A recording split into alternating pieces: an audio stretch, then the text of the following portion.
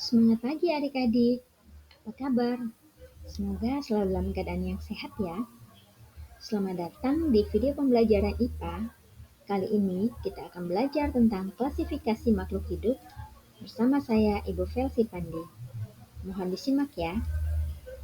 Pada materi sebelumnya, kalian sudah belajar tentang bagaimana membedakan benda mati dan benda hidup berdasarkan ciri-ciri yang dimiliki. Nah, kali ini kalian akan belajar tentang mengapa makhluk hidup dikelompokkan. Tahukah kamu ada berapa jumlah makhluk hidup di bumi? Jika kamu melihat di sekeliling kamu, baik di rumah, di sekolah, atau di jalan, pasti kamu akan melihat berbagai macam tumbuhan maupun hewan, mulai dari yang terkecil sampai yang terbesar. Makhluk hidup di dunia sangat beraneka ragam jenisnya. Bagaimana cara agar kita mengetahui dan memahami keanekaragaman makhluk hidup?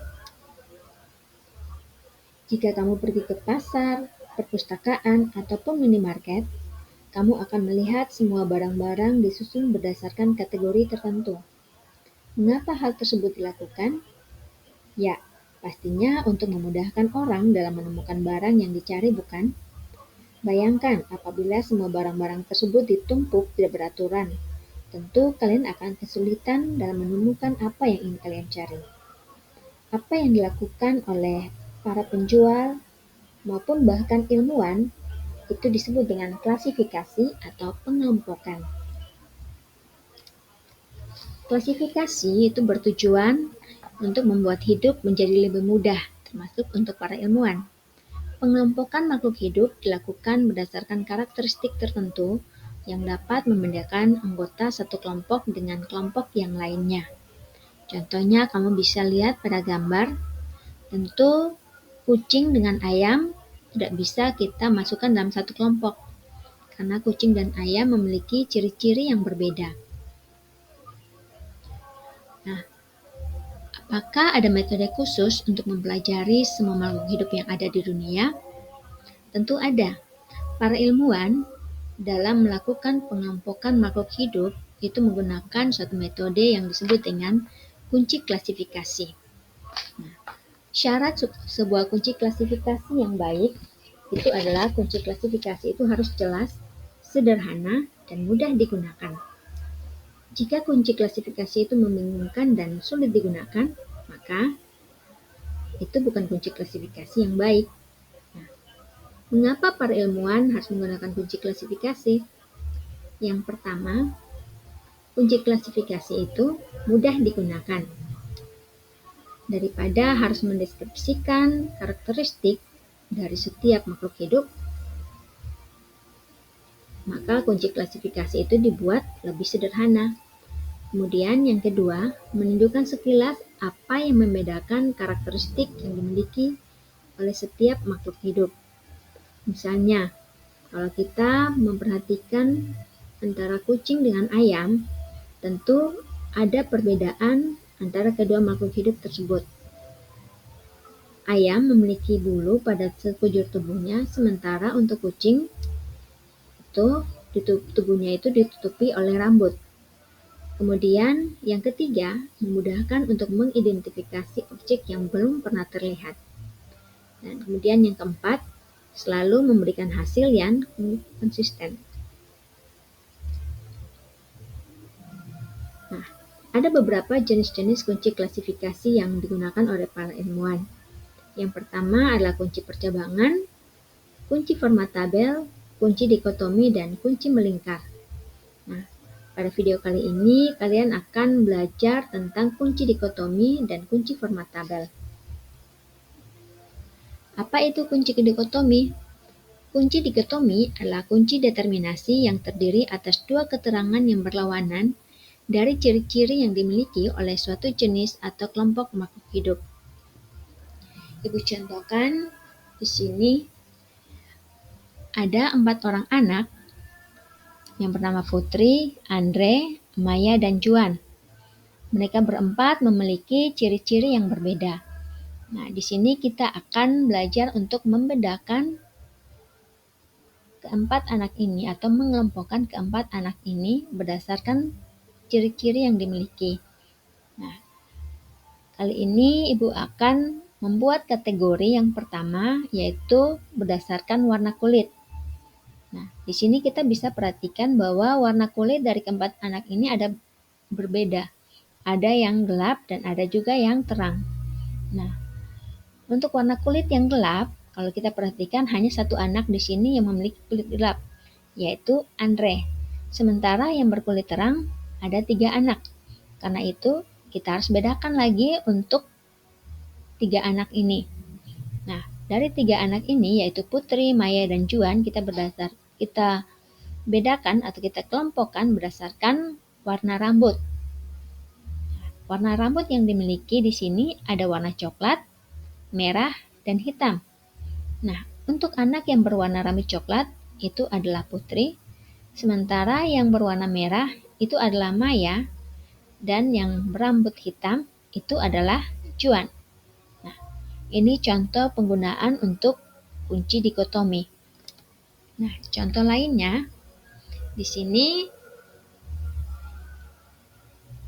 Ibu membuat kunci dikotomi dari hewan vertebrata atau hewan yang memiliki tulang belakang. Nah, kategori yang Ibu berikan di sini hanya satu jenis kategori, yaitu secara ciri morfologinya. Nah, untuk golongan hewan vertebrata, di sini ada beberapa ciri. Yang pertama, memiliki rambut, memiliki bulu, berkulit kering, dan memiliki sisik. Nah, jika hewan tersebut memiliki rambut, maka hewan tersebut itu tergolong dalam mamalia. Sementara kalau jika tidak memiliki rambut, maka kita harus melihat ciri yang berikut, yaitu memiliki bulu. Nah, jika dia memiliki bulu, maka dia tergolong dalam Aves. Sementara kalau tidak memiliki bulu, maka kita lanjutkan ke ciri yang berikut, yaitu berkulit kering. Nah, jika hewan tersebut berkulit kering, berarti dia tergolong dalam reptilia. Nah, tetapi jika kulitnya tidak kering, artinya kulitnya ini basah. Berarti dia memiliki sisik. Nah, jika hewan tersebut memiliki sisik, maka hewan tersebut tergolong dalam Pisces. Sementara kalau tidak memiliki sisik, maka hewan tersebut tergolong dalam kelas amfibi. Nah, bagaimana anak-anak? Bisa dipahami? Nah, perlu kalian ingat di sini bahwa dalam membuat kunci dikotomi, setiap kategori atau setiap ciri yang dibuat itu harus memiliki pernyataan yang kontradiktif atau berlawanan. Oke, untuk lebih memahami materi tentang kunci dikotomi, ayo kita latihan. Nah, di sini ada satu hewan, kita bisa menggunakan kunci dikotomi. Nah, kalian perhatikan di sini ada hewan satu, kita gunakan kunci dikotomi dari vertebrata. Kalau kita perhatikan hewan tersebut, tubuhnya itu tidak memiliki rambut. Berarti kita lihat di ciri yang berikut, yaitu memiliki bulu. Nah, kalau kita perhatikan hewan tersebut tidak memiliki bulu. Berarti kita lihat ciri yang berikut. Apakah hewan itu berkulit kering? Nah, karena hewan ini biasanya hidup di air, jadi tentu kulitnya tidak kering, berarti basah. Karena itu kita lihat ke ciri yang berikut, yaitu memiliki sisik. Nah, kalau kita perhatikan hewan tersebut pasti memiliki sisik tubuhnya. Maka karena dia memiliki sisik, maka hewan tersebut itu tergolong dalam kelas Pisces. Nah, untuk karakteristik yang dimiliki oleh hewan Pisces yaitu tubuh memiliki sisik. Kalian bisa latihan di rumah ya. Nah, tugas untuk kalian, carilah 2 hewan di sekitar kamu dan identifikasi kelasnya dan deskripsikan karakteristiknya berdasarkan kunci dikotomi. Kalian bisa memakai kunci dikotomi yang ini ya. Kemudian yang berikut adalah kunci determinasi format tabel. Nah, apa itu kunci determinasi format tabel? Kunci klasifikasi makhluk hidup yang dibuat berdasarkan deskripsi dalam bentuk tabel. Kunci determinasi format tabel itu disebut juga dengan kunci lanjut ke. Untuk lebih memahami, kalian bisa lihat tampilan dari kunci determinasi format tabel di sini. Jadi kunci determinasi format tabel ini dia berasal dari kunci dikotomi ya. Setiap pernyataannya itu juga harus kontradiktif.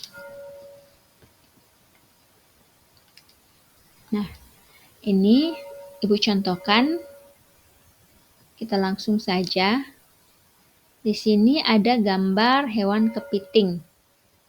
Nah, perlu kalian ketahui bahwa untuk kelompok hewan itu dikelompokkan berdasarkan dua kelompok besar, yaitu berdasarkan ada tidaknya tulang belakang. Nah, tulang belakang yang dimaksud di sini bahwa tulang belakang itu berada di dalam tubuh dari makhluk hidup tersebut. Nah, kalau kita perhatikan untuk hewan kepiting ini, dia tidak memiliki tulang belakang, tetapi tubuhnya itu ditutupi oleh cangkang.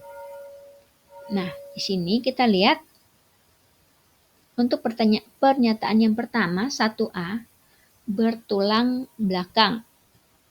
Disuruh lanjut ke nomor 2. Nah, sementara untuk kepiting itu tidak memiliki tulang belakang. Karena itu kita lanjut ke pernyataan yang kedua, yaitu di 1B. Tidak bertulang belakang. Nah, jika sudah sesuai untuk kuncinya, pernyataannya sesuai dengan ciri yang dimiliki oleh hewan, kita lihat ke sebelahnya. Di sini, untuk pernyataan di 1B, hewan tersebut tergolong dalam invertebrata. Nah, jadi untuk kunci determinasi dari hewan ini atau dari kepiting ini, kita tulis dengan 1B, yaitu invertebrata. Karena pernyataan yang sesuai di sini ada di nomor 1B. Nah, contoh yang berikut di sini ada ayam. Nah, kita bisa menggunakan kunci determinasi yang ini lagi. Nah, kalau kita lihat, perhatikan ayam, kita baca dari pernyataan yang pertama ya. 1A, bertulang belakang.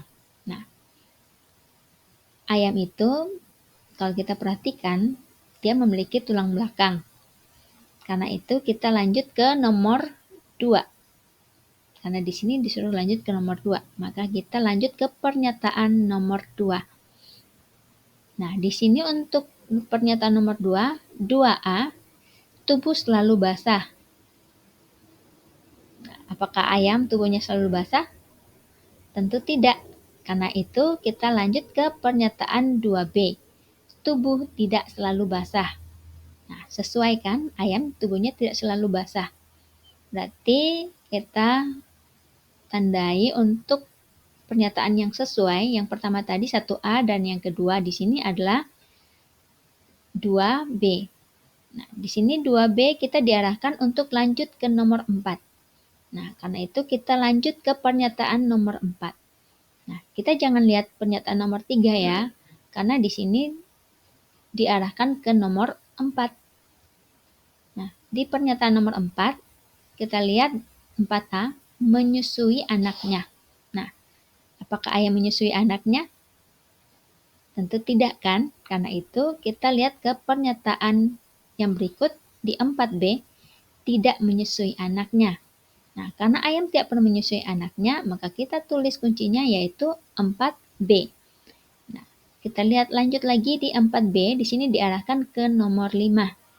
Nah, kita perhatikan untuk pernyataan nomor 5 ada 5A, yaitu bertelur. Apakah ayam bertelur? Ya, tentu ayam bertelur. Karena itu, kita tandai di sini 5A.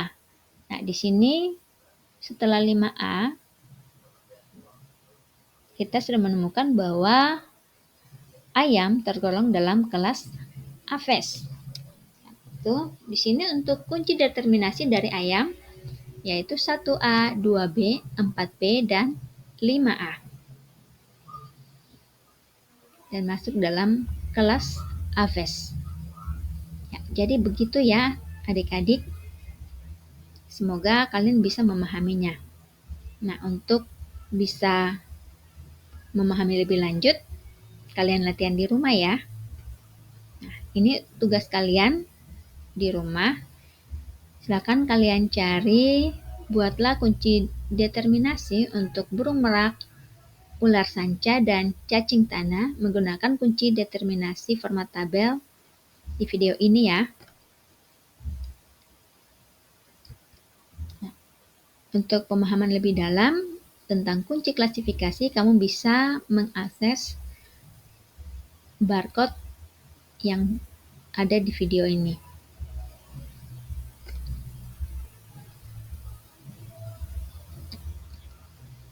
Nah, sebagai bahan refleksi, kegiatan manakah yang paling menyenangkan menurut kamu dan apa alasannya? Kemudian yang kedua, apakah kamu menemukan kesulitan pada saat mengelompokkan makhluk hidup dengan menggunakan kunci dikotomi maupun kunci klasifikasi format tabel? Kemudian yang ketiga, apakah kamu dapat membuat kunci klasifikasi sederhana untuk mengelompokkan makhluk hidup? Sekian video pembelajaran dari Ibu untuk kali ini. Sampai jumpa di video pembelajaran selanjutnya. Terima kasih.